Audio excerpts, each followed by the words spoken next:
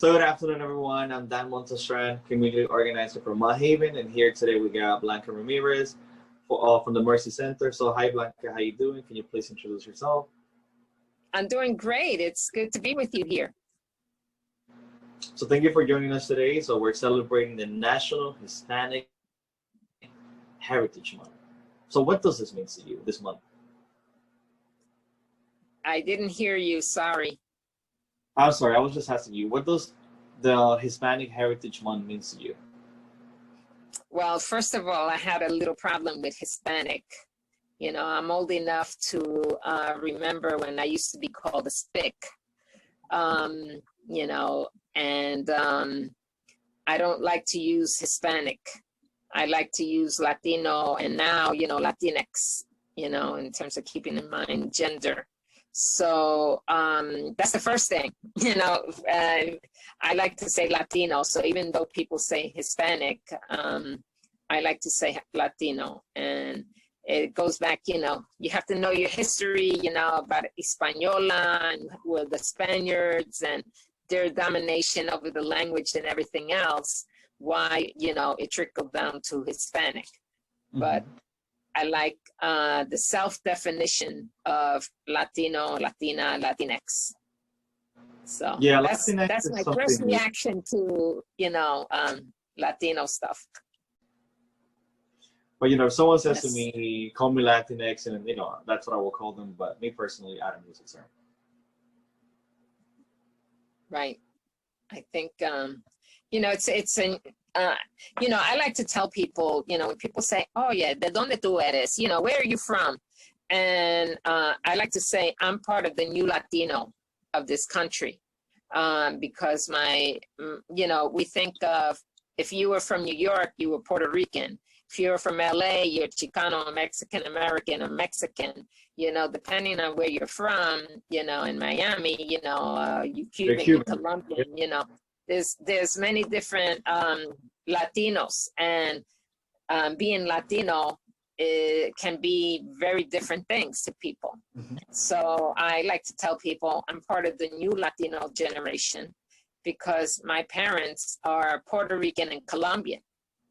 You know, and I grew up in the Bronx, so I identify mostly with my Puerto Rican heritage because everybody around me was Puerto Rican. Puerto Rican, yeah. Okay? So, you know, and today we see it more than maybe when I was younger, where you get a Dominican and a Puerto Rican and a Mexican and a Guatemalan, and we have this new Latino mix, but we're still Latino, porque esto no se cambia, you know.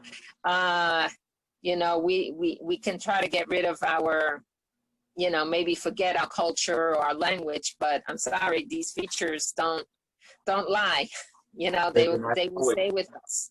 So I like to say we're part of the new Latino where we're mixed, but we bring all these beautiful things with us, you know. And that's okay. You know, I like the fact that you say new Latinos because I think, you know, I think it's because of Hollywood and the entertainment industry, because they kind of had this idea of what a Hispanic person looks like or a Latino person looks like. And it was like everyone was Mexican back in the day or everyone was Cuban. Whereas now, you know, that's not true. Now, you know, that there's so much diversity. There's so many different, you know, faces to what a Hispanic person, you know, to what a Hispanic person looks like. Like, there's so many different variations, you know. We just don't have one look. And I blame Hollywood for that. I think they you know, they played us dirty. I think they did. Right, yeah. I lived in LA for a little while in my younger days. And people say, Puerto Rican? Where's Puerto Rico? What? You're from where? You know? And I'm like, you guys mash your beans? You know, somebody give me some, you know, habichuela rosadas, you know, and I got tired of the other beans. I love Mexican food now with my experience, but, you know, we're different in many different ways, and we're the same, you know, in many different ways. So it's quite interesting, and I think people don't understand all the diversity that exists within our own community. even within our own island, within our own countries, you know, and how different you are if you're from the coast, if you're from the interior, you know, what you put in your food, you know, just by the way you talk, they can tell, oh yeah, that person is from, you know, a particular area. No, no, you're absolutely right. And like I said, you know, sometimes it's just that they want to put us all together under one mold, and it just doesn't work because, you know, yes, we all Latinos, Latinas, but we do have a lot of differences. We really do. Even with Spanish, the way we speak Spanish is different. Oh, yes, yes. When people hear me speak Spanish, they get confused. You know, because I speak a New York Spanglish, I like to say. New York weekend, right? Yep, New York Spanish. So I get, you know, my friends, they say, Blanca, you know, when you speak to your Colombian side of the family, you speak differently. Your Spanish is different than when you speak with, you know, the Boricuas, you know. So I'm like, New York weekend, right? yep, New York Spanish. So I get, you know, my friends, they say, Blanca, you know, when you speak to your Colombian side of the family, you speak differently. Your Spanish is different than when you speak with, you know, the Boricuas, you know. So I'm like, Yeah. My brain automatically switches. I don't even know the difference, you know, it just happens. And you know, there aren't that many Colombians in the Bronx, but you know, the Colombian accent is very interesting because, you know, Colombians, you know, the way that they talk, it's almost like they're singing. You know, it's just really interesting. You know, it's a really interesting way of speaking Spanish. It's just, you know, I know a lot of people do like the Colombian accent because, you know, it's different. Yes, it is different, but we could say that about, you know, Chileans or people from Paraguay or, you know, just the Mexicans. You know, we all have our own way. And when, you know, I work at Mercy Center where we teach English classes, and people say, but I don't understand when some people speak English, especially in New York. And I tell them, you know, in your country, can you tell by the way someone talks where they're from in your country? And they said, oh, yeah. Like you could tell, you know, maybe some Dominicans, if they're from El Cibao, or, you know, in Colombia, if you're from El Interior, or, you know, La Montaña, you know, or the coast, you know, they're going to know, you know, oh, I know they speak this way or that way. Yeah, we know. And I said, well, the same thing in this country. If you're in New York, you're going to speak perfectly. If you're, you know, from the Midwest, you're going to speak a certain way. If you're from the South and you have the Southern drawl. So I tell people, well, the same thing. So we're just going to have to get used to it and learn how to use our ear and not just speak it, but also learn to listen. So, it's interesting, and then people get it and it's like, oh, okay. Blanca, growing up, did you have any Hispanic role models that you look up to? I have to say that I don't remember any, not as a child. You know, I mean, I think maybe the only one that comes to mind is Joan Baez. And only because she was a singer, protest singer. She had a high profile, and I knew she was Latina by her name, you know, and some of the songs that she sang. But you know, there weren't many. But now I can say, you know, today, wow, it's just incredible. Whether you want to say a pop singer or a politician or a famous lawyer or doctor. There's a lot more people. Still not enough, but there's a lot more role models for us to look up to, and you know, it's a lot better today than it was before. And you know, this leads to our next question. You know, why do you think is important for Hispanics to be involved in local politics? To be involved in politics? Yes. Did you say? Okay. One of the things we do here at Mercy Center is we tell people they need to get involved. They need to be active. They need to be active civically. We don't tell them necessarily, you know, politics, but we tell them everything affects you. You have to know what's going on. I mean, the example of the census this year, you know, you have to participate. You know, you want free English classes. You want to be able to go to a nice park, that your kids go to a good school, that you're able to go to an affordable clinic or get decent health care. All of these things depend on you being involved, by you answering the census. That you want to improve your school, or you want your child to do well in school, even if you make it personal. If you don't go to parent-teacher night, if you don't get involved and say, you know, I'm concerned about my child, or, you know, that you stand up in some way or represent, you know, you're going to fall into the stereotype, you know, and there's lots of stereotypes of us, you know, as being lazy people, who don't get involved and destroy our neighborhoods, when it's the institutions who have done that to us. So it's important that we find out who's our local community politicians, our representatives in city, state, and federal government, you know. And regardless if you're a citizen or not, they're still supposed to represent you. So you don't have to vote for them if you're not eligible, but you can still raise your voice and ask for things to change, you know. And I think, you know, just like we grew up with that, some of us grew up with that Latino mentality, or that classism. You know, we see a lot of classism more than anything else in some of our Latin countries, not just the colorism, but also classism. That, you know, you know, you don't call your boss the boss or jefe, you call him el patrón. What do you mean el patrón, you know?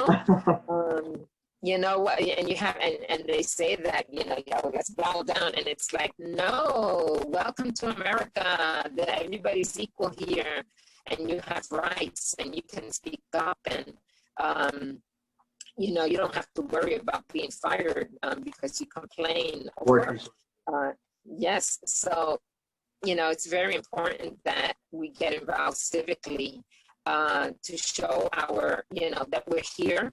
We're strong, and we deserve what everybody else deserves. Okay, so so important, especially today, especially in this year. It's important because so much is at stake and so much can change.